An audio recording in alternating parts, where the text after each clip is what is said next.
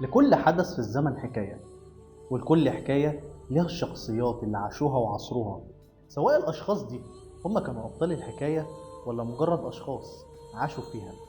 المهم تعرف مين المؤثر ومين الشخص اللي انت علشانه لازم تبقى جنبه علشان تتعلم منه.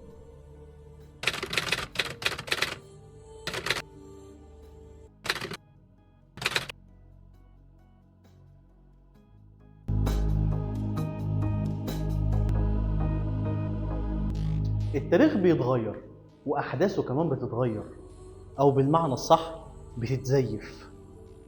أفكار مصرية ومعتقدات وحضارات كانت في قمة السيطرة أصبح التاريخ ما بيذكرهاش.